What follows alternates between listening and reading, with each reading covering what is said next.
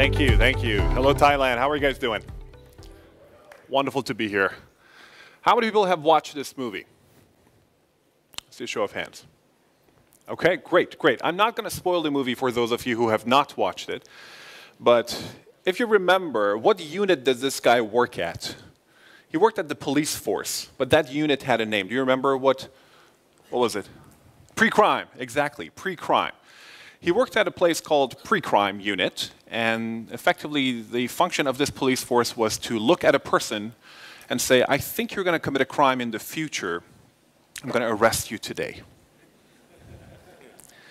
So a group of Chinese researchers watched the movie. They liked it. They were like, why don't we try it? They did. They fed 1,891 images of criminals and non-criminals to an AI. Here are examples. Top 3, gentlemen, are examples of criminals. Bottom 3 are non-criminals. By the end of this training process, the AI could look at a single image of a person and predict criminality with 89.5% accuracy. I have the app on my phone. We're going to try it right now. We're not going to try it right now. All right. Who has heard of this brand? Who knows what this brand is? Care to admit publicly? This is Ashley Madison. Ashley Madison is an online dating website for married people after they're married. Somebody's writing it down. It's ashleymadison.com. ashleymadison.com. Before you sign up, though, let me tell you, there was a big hack of the database. You probably heard. And to this day, we know that up to 4 men have committed suicide because their names were implicated in the database. Looking at the same database, we know that the ratio of active male to female users on the website was 20 million to 1,500.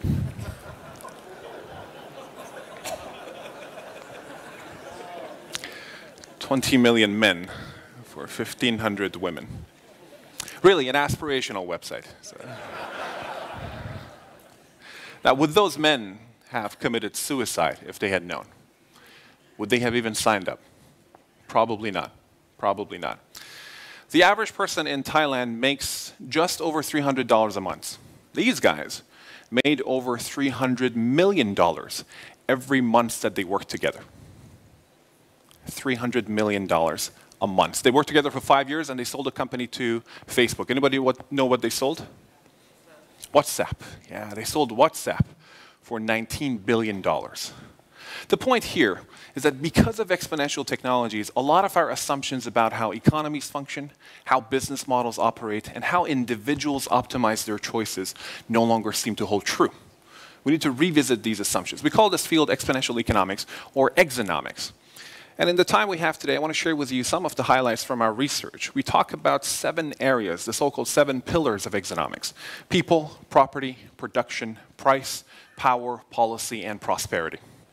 And I always like to point out that this is a journey that connects people to prosperity. That's very much intentional. That is why we're here. That is the spirit of this conversation. So let's jump right in. If we zoom out and look at the big picture, we live in an amazing world. Human life expectancy in the last 100 years has doubled. We have integrated circuits that are 30,000 times faster than when they were invented. Solar panels are 250 times cheaper than 1975.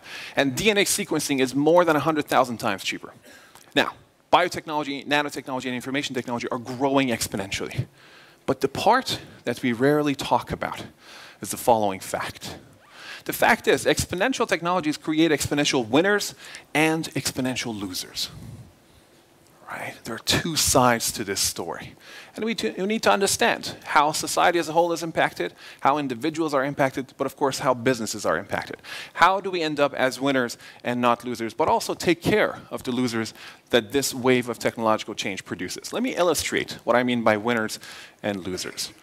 I want you to visualize 10 seconds. Count to 10 seconds with me in your head. Let's do that together right now.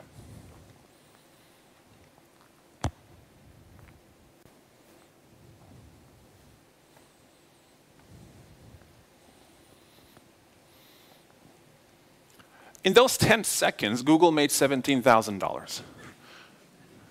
Apple made $55,000. In those 10 seconds, more than 40,000 hours of videos were watched on Netflix in merely 10 seconds. But also in the same 10 seconds, there's a flip side to this story.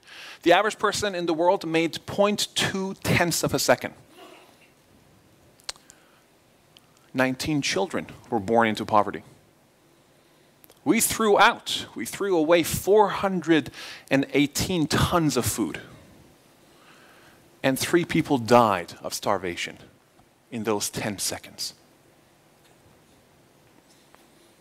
If you look at net productivity over the last 70 years, that's the blue line. You can see a steady increase in the last 70 years, as I mentioned. But the red line, real hourly compensation, when you adjust wages for inflation, that's pretty stagnant in the last 40 years. This is a problem. This means that there's unequal exposure to the benefits of technology. Depending on which wave you're catching, your life is very, very different.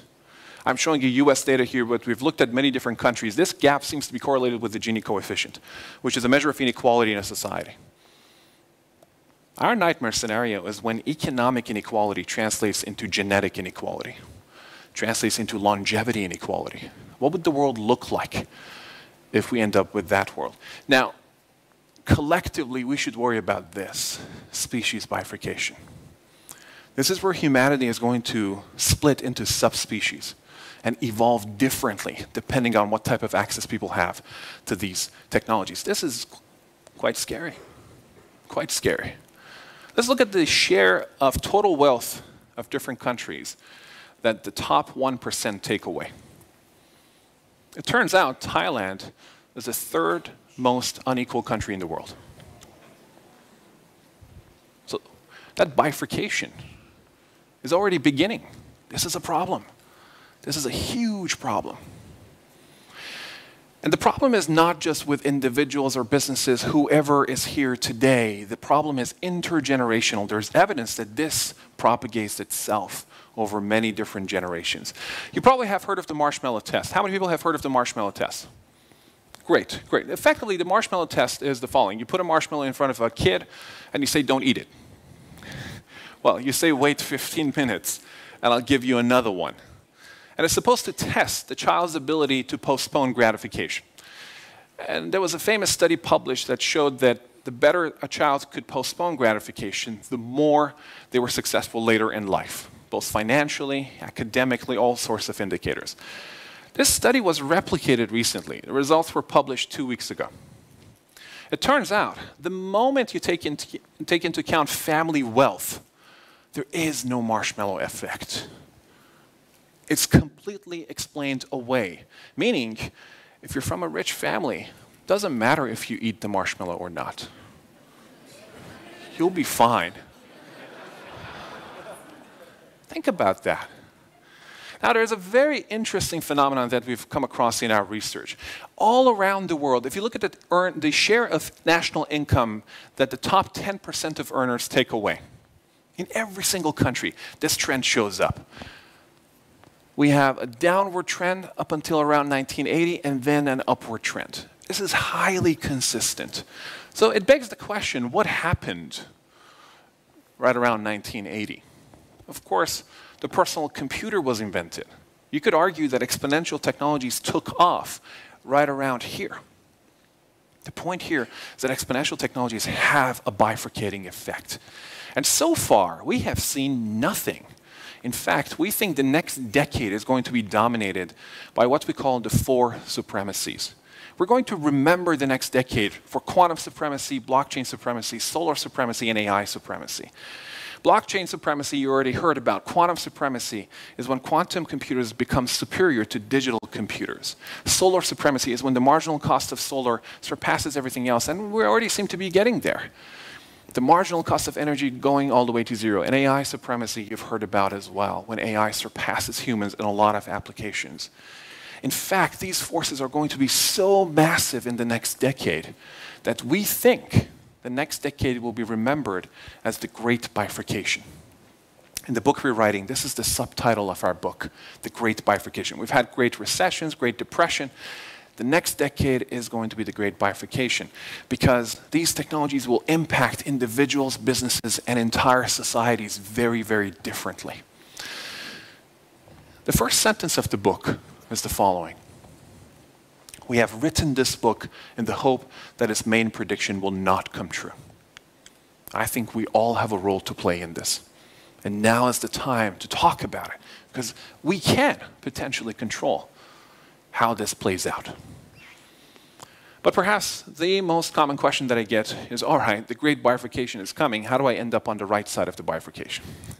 So let's talk about that for a second. Specifically, I want to share with you 20 ideas for becoming an exponential winner. This is in the context of business, but we will also talk about the role of governments as to how they might protect those who are not so lucky. Let's jump right in. In order to win in this new world, first of all, you need to understand new drivers of value. I have 3 suggestions for you. Number 1, ask yourself the following question about any product or service. Whether the virtual, digital, connected version of it exists. If not, go build it immediately. That's an immediate business opportunity. We also talk about the Uberization of many different industries. The fact that people want what they want exactly when they want it. Just-in-time delivery is a huge source of value. And finally, the marginal cost of production is dropping. In fact, in a lot of industries, the marginal cost of production, the marginal cost of producing 1 additional unit of product or service has gone all the way to 0, or is approaching it. If that is true, then it doesn't cost as much to hyper-customize your offering. And effectively, you can go after the long tail of the market with hyper-customized products or services. In this case, I think the 3D printed version of this guy looks better than him. Just pointing that out. Let's say you've decided how to create value. The next question is, how will you price it? In order to answer that question, here's the world's most famous graph. Supply, demand, the intersection gives us market price. Not anymore. Not anymore. Thanks to the fact that the marginal cost of supply is dropping so much, suddenly the entire area under the demand curve is serviceable. Translation, you should sell your product or service for a different price point depending on who's buying it, why they're buying it, and when they're buying it. Dynamic pricing is the name of the game. It used to be you could go online and pay the same price as everybody else. Not anymore. And I think the nightmare scenario is when you're in a physical store, you approach the shelf, you'll say you're in a grocery store, and as you reach for the tomato, the prices go up right in front of your eyes. How annoying would that be? There are startups that are working on affluence detection based on how you walk, what you look like, and what you're wearing. So watch out for this very annoying future. Another factor to understand in this new world is the rise of what we call nanoeconomics. We have good models for macroeconomics, microeconomics. Now we're seeing nanoeconomics. The smallest unit of work has shrunk. Thanks to exponential technologies, we've never been able to better measure incremental economic value creation like we do today. Translation, here are some of the platforms where you can hire somebody for less than $5. This was never possible before. It means that more and more people are behaving entrepreneurially. It also means that more people are exposed to the downside of the market. But that's another topic. At the core of nanoeconomics and the revolution behind it, we think is going to be cryptocurrencies and blockchain technology behind crypto. Mandy did an amazing job explaining all of this stuff, so I will not go into the details. But I'll mention this. The most exciting aspect of cryptocurrencies, of course, as Mandy mentioned, is the blockchain. And in order to understand the blockchain, I think the way contracts are going to be redefined, the way we no longer will need trust and enforcement to have a contract with somebody, because both of these will be automated with the blockchain. That is quite exciting. And the example that I always like to share is this. You're driving on the highway. There's a lot of traffic. What if your car could start offering tiny amounts of Bitcoin to all the cars in the front and ask them to clear the lane? Why not? We have the infrastructure for this, but as Mandy mentioned, the network effects are not there, but they will be there. And we will come back to this theme of nanotransactions and nanoeconomics a bit later. But let me ask you a question. If the world's largest retailer, Alibaba, does not own any inventory, none whatsoever, what is something that the world's most disruptive insert your business type might no longer need? What is something that you hold to be a core asset to your business model that might no longer be necessary in this new world? I did this exercise with a group of bankers. It took us about an hour, but the group emerged convinced that the world's most disruptive bank might not need to have money as its core asset. The concept of money. It needs the infrastructure for the flow of money, but money itself might no longer be core. So I urge you to reflect on this question with your own business model. And the conversation that we have coming up with Mohit about the sharing economy will be quite illuminating. But here's another question. If cars are going to be driving themselves and you can Uber them whatever you need to, what could this potentially do to real estate prices? Think about it. It should go down. Here's why. If people don't mind staying in the car a bit longer because their time in the car is productive, right? They can watch that movie, they can rest, they can get work done. Well, they don't mind staying in the car a bit longer, and they're going to start living a little further and further away. Supply of viable real estate goes up, demand is the same. We should see asset price compression. In markets where Uber is very active, there is already evidence that this is happening. If you drive outside of Amsterdam for about 15 minutes, real estate prices drop by more than 50%. And I think the world's first self-driving car has already demonstrated this. There's precedent for this. What was the world's first self-driving car? I think it was the elevator. The elevator, really, think about it. It's a self-driving car. The elevator made us indifferent to distance. You don't care which floor you live on. You don't try to be as close as possible to the ground floor. What the elevator did vertically, self-driving cars are going to do horizontally. And it could be quite interesting. Property dynamics in summary. Ownership seems to be going down, and we'll talk about that a bit later in the next session. Virtualization is on the rise, decentralization is on the rise, and production cost is dropping. If these are true, then we're headed towards a very serious oversupply scenario. Right? And depending on which industry you're in, you've already noticed oversupply. So the question is, how do you survive and thrive in a world of oversupply? What are your drivers of value? What is the driver of your market power? So let's talk about market power. Specifically, 4 types of businesses that you could be in. The first type of business you could be in is a content business. If you're in the content business, you do not have a lot of market power. Why? Because content has been digitized, and the marginal cost of copying content has gone all the way to 0. Right? You don't pay anything to copy that one file.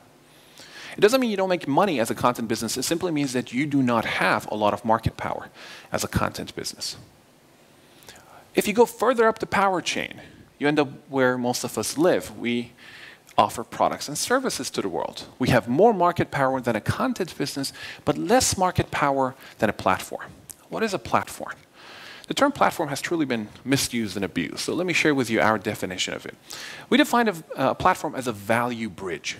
You're creating a bridge to connect multiple sides of the market.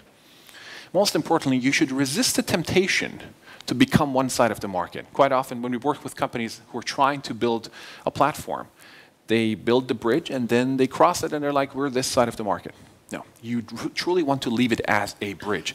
And finally, what happens when you interlock multiple platforms? Very hard to do. Many technology companies are trying to do this, but you end up with an ecosystem.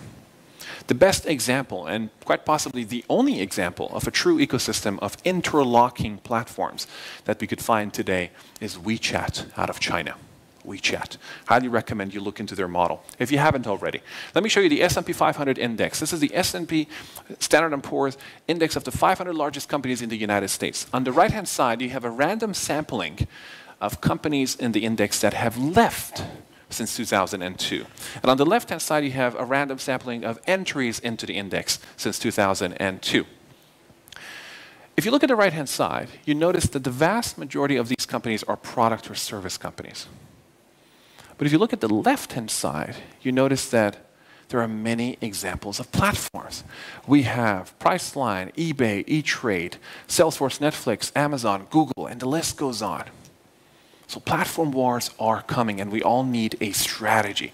But let me share with you the 5th business type that we have identified in our research for the book. Normally, I don't talk about it at summits, but I thought I'd share with you guys today. We call this the operating system business model, the operating system. We've seen version 1, the very early version of the operating system business model. Typically, the example that comes to mind is Microsoft Windows.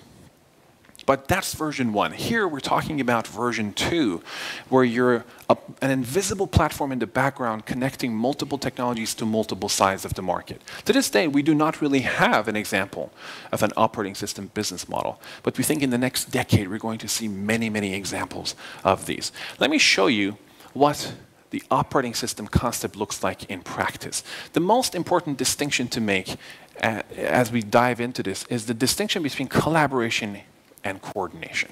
Collaboration and coordination. Let me show you collaboration. Here is a bunch of people in 1907. This is San Francisco. A bunch of people collaborating not to die.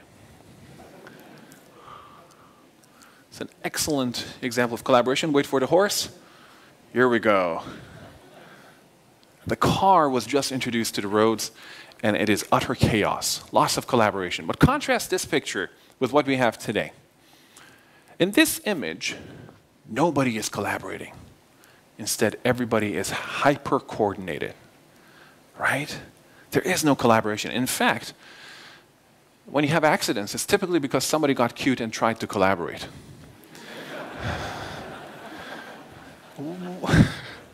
What is allowing us to coordinate at this level? It's right in front of us. We call this the operating system, the exponential operating system. In this case, is the traffic light. The traffic light was invented in 1910. Most cities in the world did not get one until the year 1920. But why did we suddenly need this exponential operating system? Here's why. Between the year 1900 and 1920, the number of cars on the road went from 8,000 to 8 million. That's a truly exponential growth curve. As the complexity of the system goes up, and this is something we see again and again, collaboration is no longer feasible. So we see systems migrate away from collaboration towards coordination. Collaboration zone, coordination zone, right after the knee of the curve. And there are many examples of this in our lives. Let me give you an example. How many people today feel like they get too many emails? Okay, keep those hands up. Thank you. So first of all, everybody else, stop emailing these people. That's the first step towards a solution. But I think we're going to look back at this period in human history and recognize that email was a form of collaborative communication. And as the complexity has gone up, we're noticing that there's latent demand for coordinated communication. Platforms like Slack, that's what they're offering. So it's very interesting because collaboration is a scary zone. In fact, a lot of mistakes happen in collaboration. We've looked at airline accidents. It turns out that more than 76% of airline accidents happen on the first day of a crew working together. They're squarely in the collaboration zone before they find a mechanism to help themselves coordinate. And in fact, throughout human history, as these systems gain in complexity, somebody shows up very consistently inventing an exponential operating system that allows the system to migrate. That's what Edison, Ford, and Steve Jobs did. And when you hear about technologies like CRISPR and biotech, deep learning and AI, and the blockchain, these are also exponential operating systems that allow us to move away from collaboration and embrace new complexity through coordination. But let me show you what this would look like with teams. But Holland comes in for a pit stop. Time to refuel and change tires. Lou Moore himself changes the tires. Only 4 crew members, including the driver, are allowed to work on the car. It's a tense time. Holland stays in his seat, anxious to get away. Let's watch.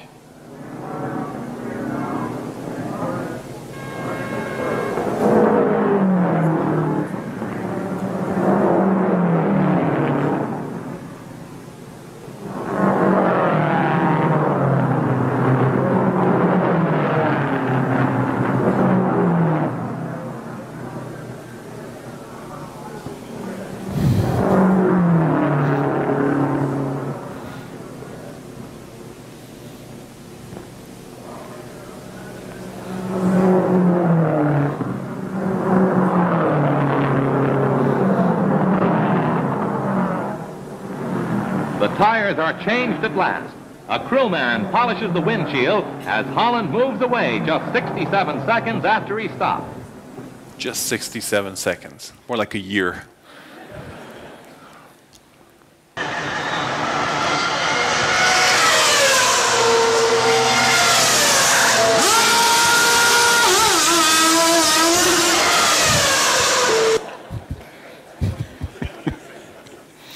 So this is 1.92 seconds. It's the world record right now. We've looked at systems that have these types of dynamics, and they tend to have three key attributes. We call these exponential system dynamics. These are highly adaptable, scalable, and self-manageable systems. Adaptability we'll talk about in a second, but scalability. If you wanted 10 pit stops, all you need to do is to replicate whatever these guys are doing, build 10 different pit stops, and every person from this team would know how to function. So these are highly scalable systems. Self-manageability. Notice there is no manager here. Everybody is managing themselves. And this is something that we see again and again in Silicon Valley startups, but also larger companies that are embracing rapid-paced innovation. Because management is slow, it creates a lot of friction, and quite frankly, it's passive-aggressive. But self-management, if you empower individuals to manage themselves, that's how you get exponential dynamics. But perhaps most importantly, again, in this image, notice that nobody is collaborating. There is no time for collaboration. Instead, everybody is hyper-coordinated. The point here is not to, and by the way, let's be very honest about this. Modern management science has taught us to collaborate. Right? For the last 80 years or so, the high watermark of how you would manage a team is how well you help them collaborate with each other. But here's the problem. If you ask people anonymously, 73% of people report preferring to work alone to working in teams. So we have a problem. And we think it has a lot to do with collaboration versus coordination. But what would this look like, this concept of an exponential operating system as a business model? To demonstrate, I want to show you this video. This is from Project YOLO. YOLO stands for You Only Look Once. It's an AI project. They have trained an AI to look at a video for the first time, and as it is watching it with you, the AI is trying to detect objects in the video. So in this case, here is a person, here's a motorbike that are being detected in real time.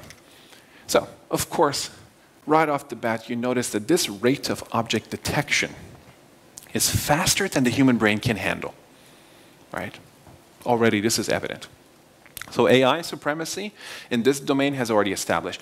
But I want you to reflect on the following question. If we have this type of AI, if we have IoT, if we have the blockchain, what types of nanotransactions could we expect? Let me pause right here. Think about what just happened. What kinds of nanotransactions could we expect? What would the nano-economic version of this world look like? So she just fired her gun. Immediately, her gun license fee went up by about 7%. That happened in real time.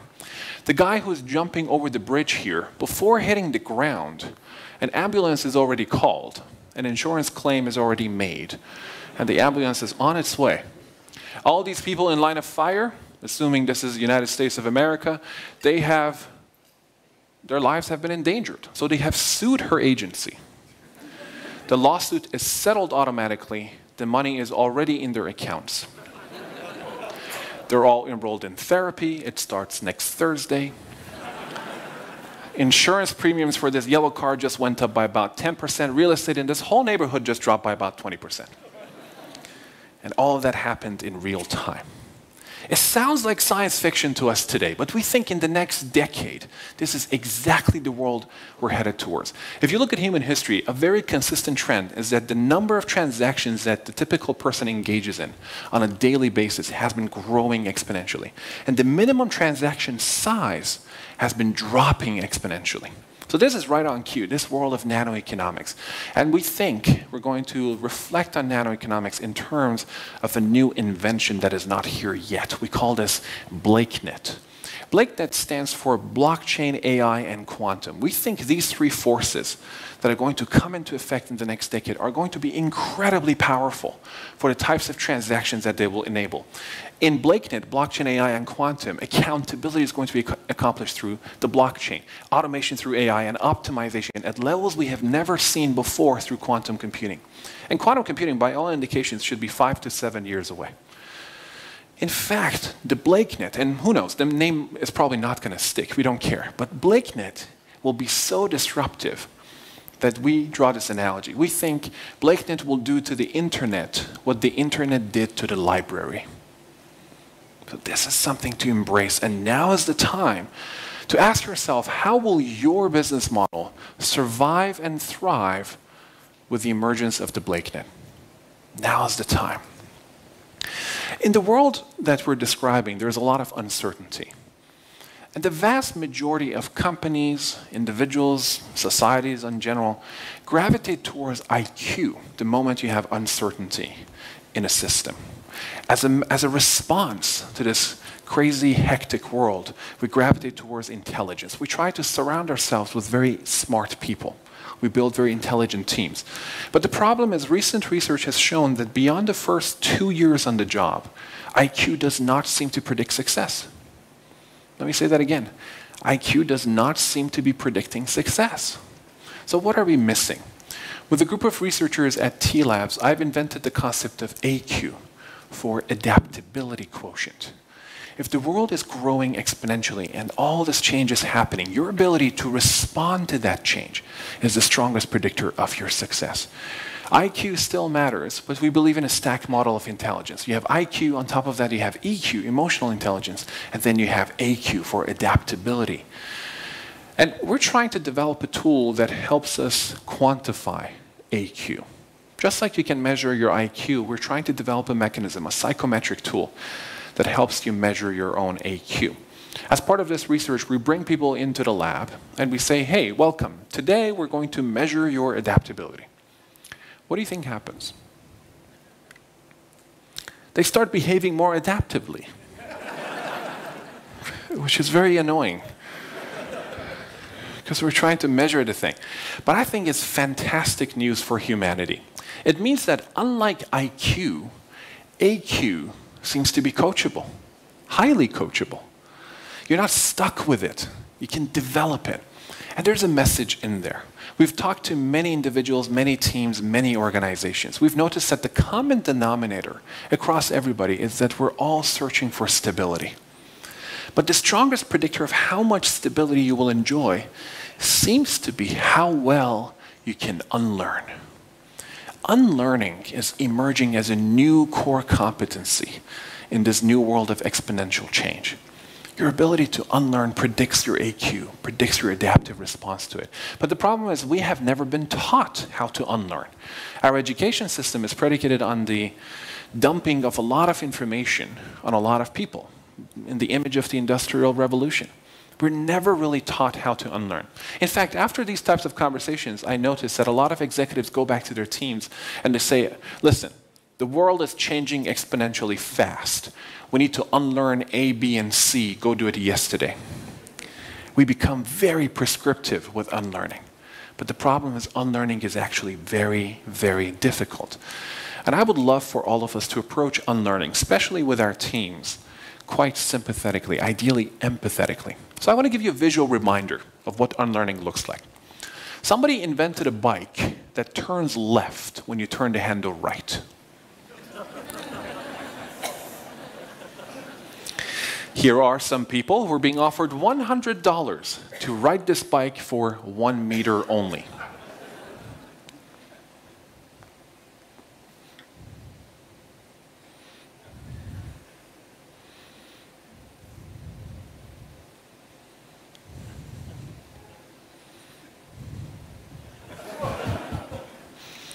So nobody can do it. The guy in blue, his name is Destin Sandlin. He taught himself. How long do you think it took him? Any guesses? Did I hear 1 hour? Longer, longer. A day? Even longer, but that's a pretty exponential guess. It took him 8 months, on average 45 minutes a day, to be able to do this.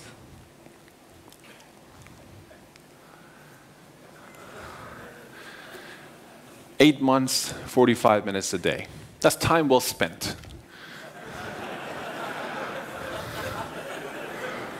And even then, it's not very stable.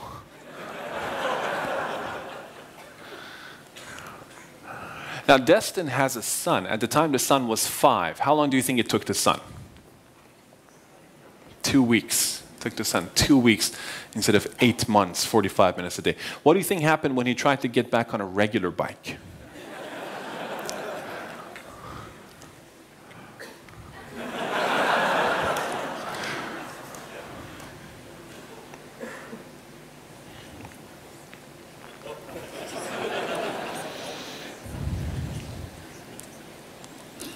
It looks funny, doesn't it? I always joke that I have never done anything well that I hadn't done badly first. I think the leadership moment for all of us is to understand that our role is to create a safe space for people to get the badly done first out of the way. In this new world, we need to do a lot of unlearning, and we need to empower each other to do it with the safety of the environment we're in. So I would love for all of us to approach unlearning sympathetically, ideally empathetically.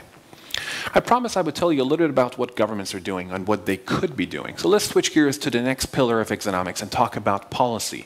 Specifically, the D word. Let's start with the D word. Anybody know what I'm talking about? Deflation. What do you get when you print a lot of money? You're supposed to get inflation.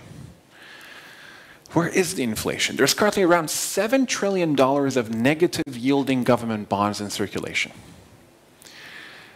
Governments have been printing a lot of money.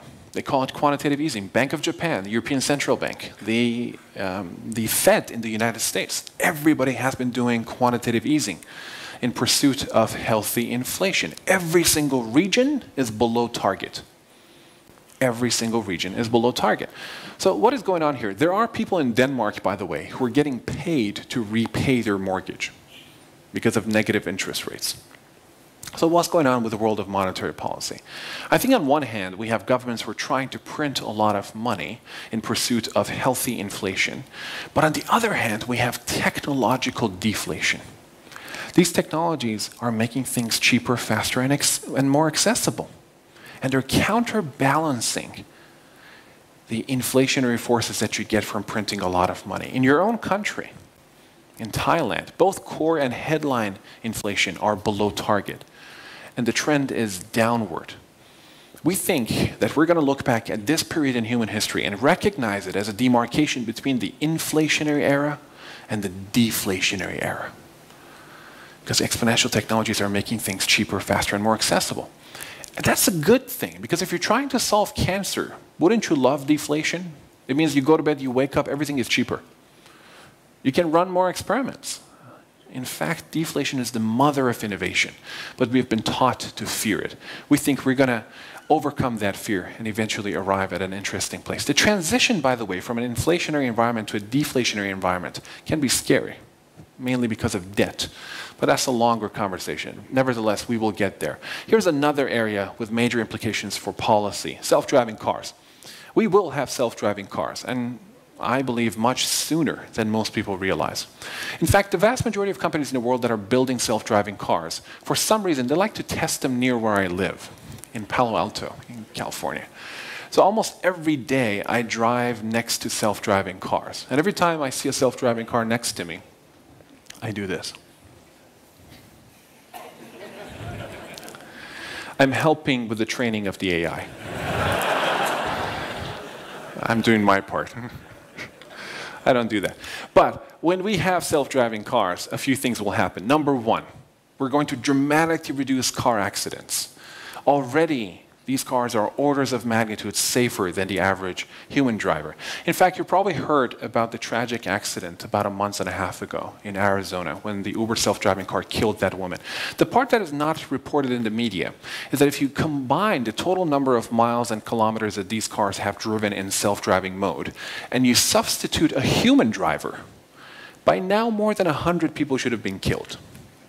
Instead, one person has died. And that mistake will never be replicated, will never be repeated. Every car in the world just got upgraded. So already dramatically reducing car accidents and injuries is within our reach. When we have self-driving cars, we're also going to have a whole bunch of unemployed drivers. Bus drivers, taxi drivers, you name it, truck drivers. And car ownership will also go down. In markets where Uber is very active, there's already evidence that this is happening. Because you're interested in the ride, not necessarily the car. You'll hear more about this in the sharing economy session. Let's put some numbers on these. Unemployed drivers, that's about 1% of the workforce in most countries. Reduced car ownership, that's about 2% of GDP. And this part kills me. 3% of the GDP in most countries comes from the death and destruction of car accidents.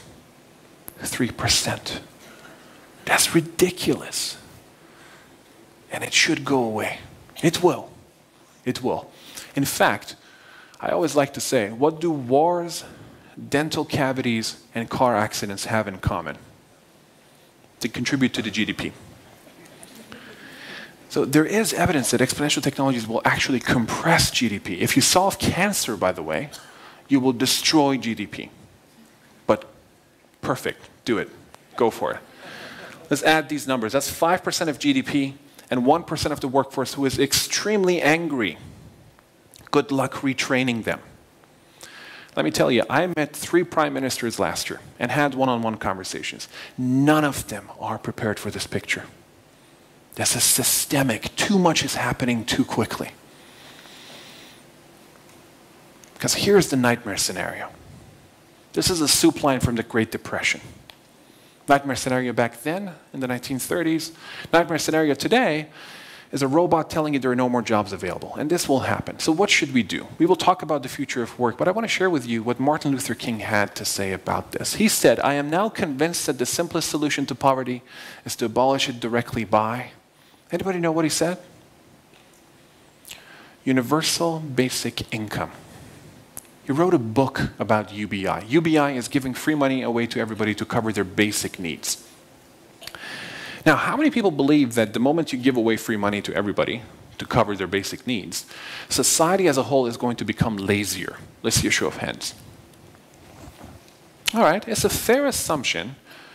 In the US, many more hands go up, but it's a fair assumption. That's why we need to look at the effect of UBI. We've never really had UBI introduced to our societies. Currently, there are more than 30 studies looking at the effect of UBI on a local community, and almost without exception, the finding is this. These studies report a jump in entrepreneurship. Quite often, the number that is reported is 3-fold increase in entrepreneurship. So UBI, and this theme of technological unemployment, merits a much longer conversation. But my team's belief is that by the year 2030, every country on the planet will have had a public debate about UBI. Where we land on that question is very unpredictable today. In fact, it's political suicide in most countries to even bring it up. But this is going to gain urgency with the great bifurcation in the next decade. Because ultimately, you can try to summarize 10,000 years of economic history on one slide. Very ambitious. Let me do it in one sentence. I think it's about adding certainty to an uncertain world. Every economic system in human history has rewarded those who have added certainty against a backdrop of uncertainty. And in our world, there's no better measure of this. Extreme poverty, for the first time in human history, has fallen below 20%. And I think that's fantastic. We're moving in the right direction. But let's be very clear about something. While poverty is going down and the poor are getting richer, the rich are getting mega rich. Why is this a problem? Effectively, extreme poverty has gone down, but relative poverty is going up. The problem is, as a species, we're very bad at handling relative poverty. We're horrible at it. Let me give you an example, a very concrete example. You've probably had the experience of embarking on a plane, going on a plane, and walking past the business class. Right? You've had that. A recent study has shown that this experience of walking past business class and going to your economy seat, on flights where people have to do that, the incidence of air rage jumped by 218%.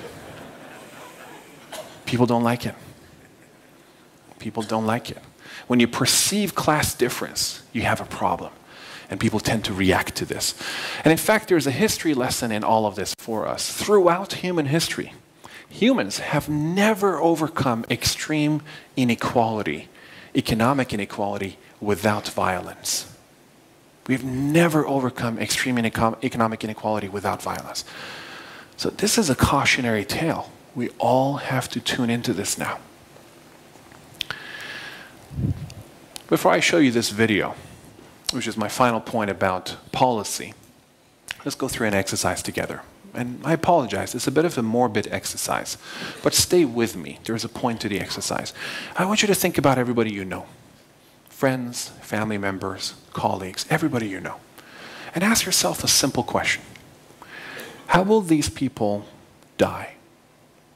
I know it's unpleasant, but stay with it for a second.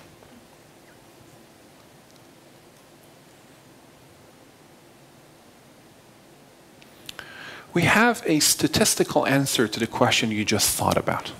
More than half of the people you just thought about will die from some form of cardiovascular failure. All right? Now have a look at this amazing new technology.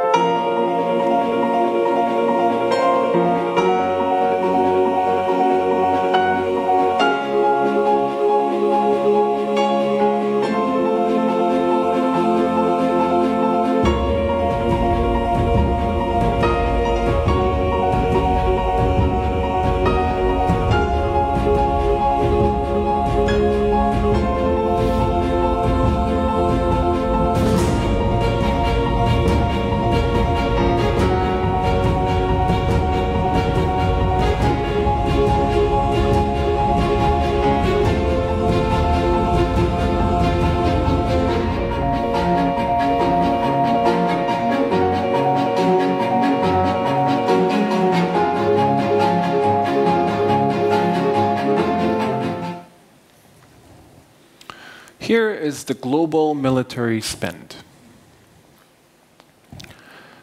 Here's the budget for this project. Here's the number of times you can attempt to solve a problem that is going to kill more than half of us in this room. Why is this not happening? Why is there such a misallocation of human potential, human creativity, human resources? I think we all have a role to play in this, to upgrade our collective imagination. Because let me tell you, no innovation in human history has taken 2 million attempts. Usually we figure it out way sooner. All right, right around here I like to check in with everybody to see how you're all feeling. How many people right now feel like this? Hold on, that's it? So everybody else, you kind of feel like this? Yeah? Did I get it? Yeah. That's the thing.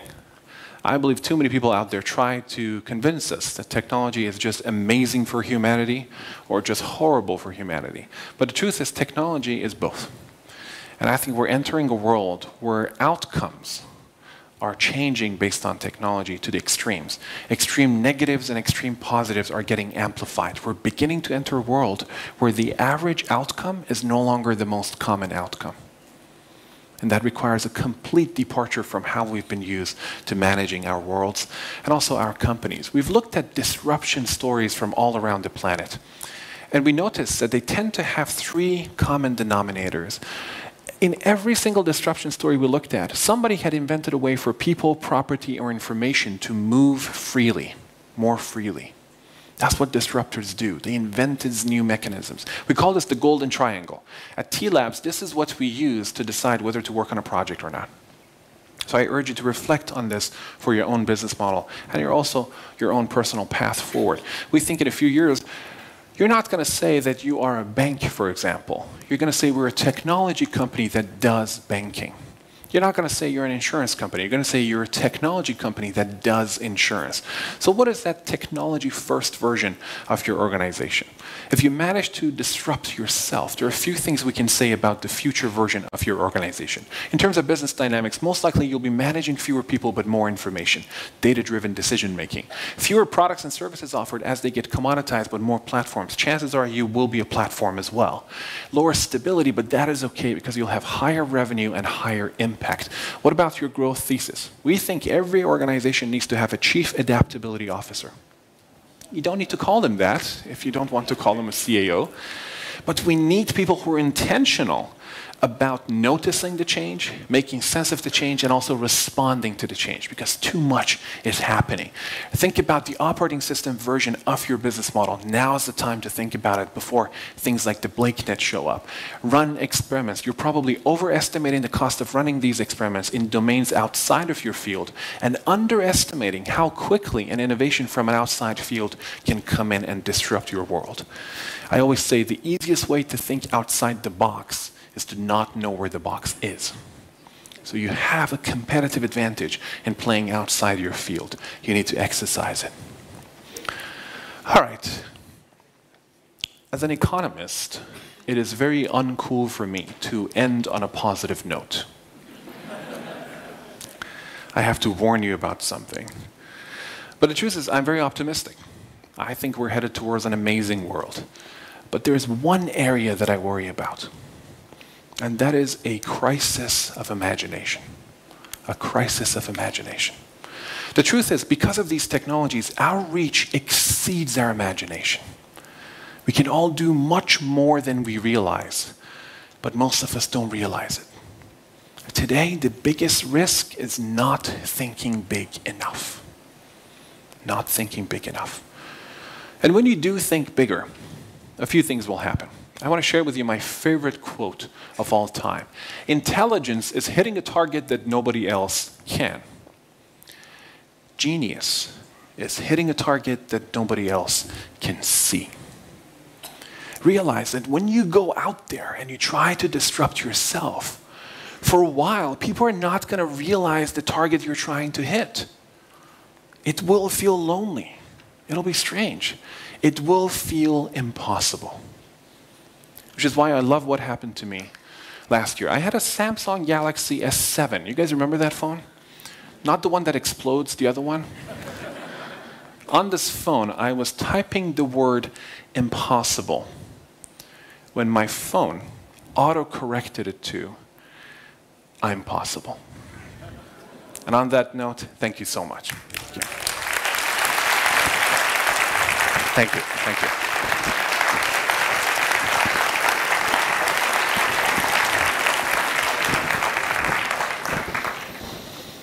Amin, you always cover so much interesting territory, and I know we have a lot of questions we would like to address with you. So I think we have a few minutes to take a couple of them. All right. If you're ready. Absolutely. All right. Let's do it. So fix my hair first. All right. Yes, sir. I think a lot of us are fascinated with this theme of adaptability, and we've been having kind of a running conversation throughout the day about the development of human capital. And could you describe and recommend some concrete strategies for developing adaptability in the workforce? Yeah. So we can do an exercise together, actually, because this is a topic that we're quite interested in. I want you to think about your own personal AQ score. Assume that it is a number from 0 to 100, normally distributed. Think about it for a second, and I'll have a question for you. All right, we've done this exercise enough times to know that in a room like this, the average person, the average of the room actually is around 70. But notice that I said normally distributed, average around 50. So we all tend to think of ourselves as more adaptable than we actually are. We tend to overestimate it. But here's a positive note about this exercise. This very exercise in our study has been shown to increase adaptability. So you just boosted your own AQ by going through this exercise. So first step is reflecting on the notion and having it top of mind we think has predictive power for how well you can embrace it. But secondly, I've done a TED Talk on this. We think adaptive behavior starts in a concept that we call ligometry, knowledge of lack of knowledge. Ligo is Latin for shadow, metry is quantification. Ligometry is knowledge of lack of knowledge, quantifying things you know you don't know. There's knowledge pretension out there, and we all tend to project more knowledge than we actually have.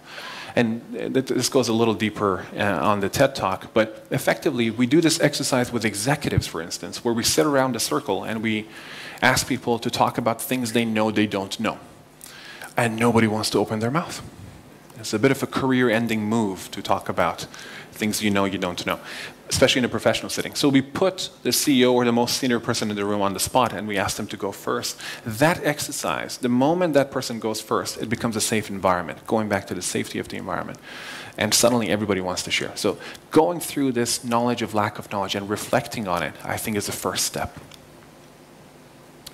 All right, now I may be enabling you to end on that cooler note for the economists by opening this question up. But one thing that I feel like only surfaces here and there throughout your conversation on economics is the role of governance and policymakers. And generally when it does surface, it seems to not be too optimistic of a take. But could you tell us a little bit more about how you see governments responding to these economic changes? And what do you think the likely response is, and what do you think the preferred response would be? I love that question. I think you're astute in your observation that governments have not been doing a great job. And I tend to think of governments as reactive as opposed to proactive when it comes to this stuff. A government, to me, epitomizes the classic tension between the urgent and the important. And governments almost always have to choose the urgent, right? The important is rarely. There's not enough time for that.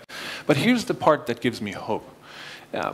We talk about the cascading effect of technological empowerment, the fact that people are doing what companies used to do, and companies are doing what governments used to do. What are governments doing? Not a whole lot, but they have to compete with each other for the first time, like companies do. What are they competing for? Talent and capital. Because talent and capital is moving much faster, much more freely. And governments realize that it's very possible, for example, for them to overregulate blockchain and completely miss out on the innovation, or overregulate AI and completely miss out on the innovation. In the United States, stem cell research was blocked during the Bush era. It didn't stop, it simply moved to China and other parts of the world. So similarly, governments are really worried about that. And I think that is healthy. It pushes them to embrace the important rather than just getting tunnel vision on the urgent. All right, and with that, Amin, I think we're about out of time. Thank you so much, as always. All right, Pleasure to have you. Thank you, everybody.